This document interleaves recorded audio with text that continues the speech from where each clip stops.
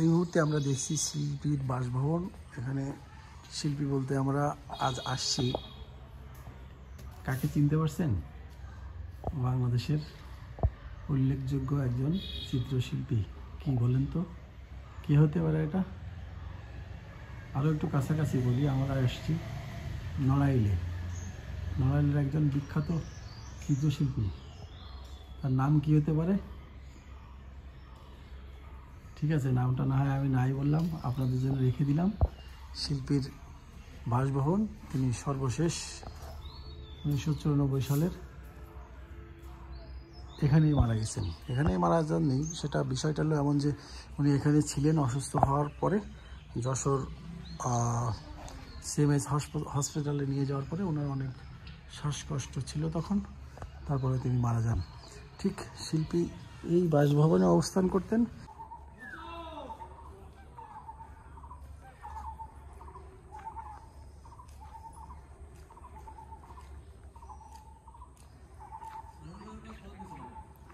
আমরা আসছি নড়াইল জেলার কুড়িগ্রাম গ্রামে।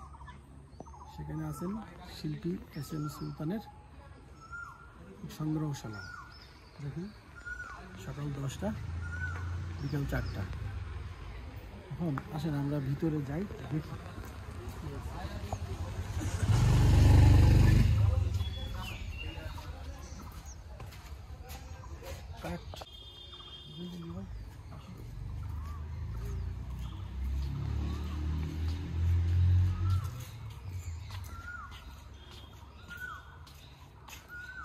এখানে আমরা দেখি যে এই উচ্চ বিল্ডিংটা দেখান। এই বিল্ডিংটাই SM সুলতান এর সব চিত্রকর্ম সংগ্রহশালা। আর এইদিকে সাহিত্য আছেন শিল্পী SM সুলতান। আর যদি এটা দেখি, এটা দেখাও। এই বাসাটা হলো শিল্পী তার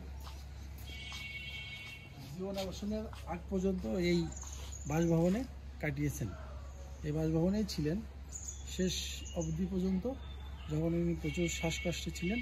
তারপরে ওনাকে যশোর হসপিটালাইজ করা হয়। তারপরে 1994 সালে মারা যান।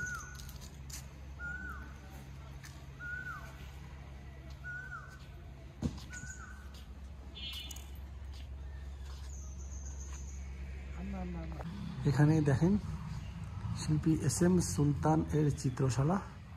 এটা করে দিয়েছে বাংলাদেশ সংস্কৃতি মন্ত্রণালয়। এখানে অসংখ্য চিত্র রাখা হয়েছে। ঠিক এই চিত্রশালার ভিতরে শিল্পীর অসংখ্য চিত্রকর্ম সংগ্রহ করে রাখা হয়েছে, কিন্তু সেটা আমি দেখে এসেছি, বাট আপনাদেরকে দেখাতে পারছি না, কারণ এর ভিতরে প্রবেশ নিষেধ। আর আমরা যদি এখন একটু ঘুরে ঘুরে দেখি, শিল্পীর বাসভবনটা মোটামুটি কত হবে, 2 বিঘা জমির উপর মতো। এখানে মোটামুটি এখন প্রচুর গাছ, এখানে বসার জায়গা। ঠিক এর পেছনেই শিল্পীর এইটা বাসভবন। বাসভবনের ঠিক পেছন পাশেই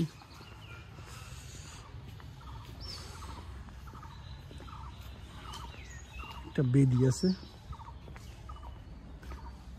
ঠিক শিল্পীর বাসভবনের পেছন সাইডটা, পেছন সাইডে যদি দেখি একটা বেদি।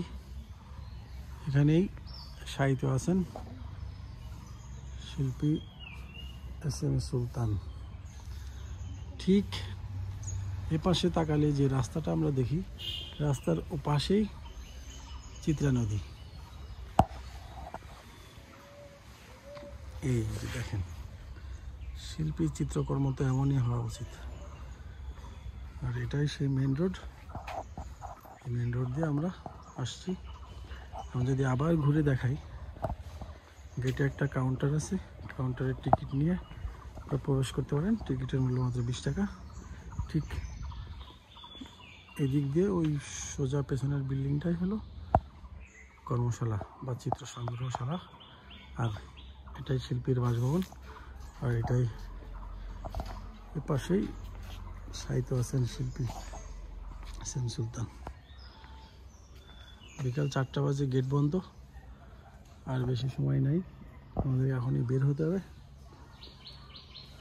চলেন আমরা যাই।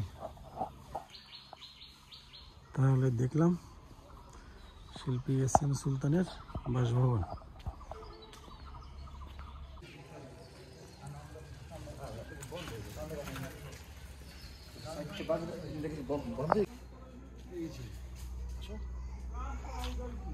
এটাই হলো শিল্পী এস.এম. সুলতানের বাসভবনের প্রাচীর। ঠিক প্রাচীরের পাশেই, এখানে বলা যায় চিত্রা নদীর পাশে শিল্পী ব্যবহার করা সেই বোট নৌযান। আমরা দেখতে আসছি, কি দেখাও বোটটা।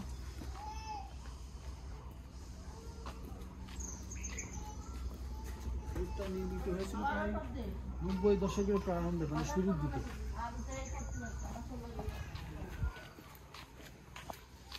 এইদিকে দেখা যায় যে শিল্পীর বাসভবনের পেছন গেট, আর এপাশে ঠিক এদিকে আপনারা দেখতে পাচ্ছেন যে বোট, শিল্পী যে বোটটা ব্যবহার করতেন, আর ঠিক এই পাশেই চিত্রা নদী। আর চিত্রা নদীর ঠিক এপাশে এই যে ব্রিজ, একটু আগে আমরা এই ব্রিজ পার হয়ে এই সুলতানের সংগ্রহশালাতে এসেছি। ঠিক শিল্পী এই নদীর ঘাটে বসে, এই পাশে বসে এই বোট, এখানেই চিত্রের কাজ করতেন, এবং এখানে এই বোট একসময় এই নদীতে চলতো। বোট দিয়ে শিল্পী ঘুরতেন, ফিরতেন, চলতেন। আর ঠিক এখানেই ওনার বাসা, আর এই যে বোট আর এই নদী। সো আজ এ পর্যন্তই, সবাইকে ধন্যবাদ, বিদায় নিচ্ছি কুড়িগ্রাম গ্রাম থেকে, শিল্পী এস.এম. সুলতানের সংগ্রহশালা থেকে। আল্লাহ হাফেজ, সবাইকে ধন্যবাদ।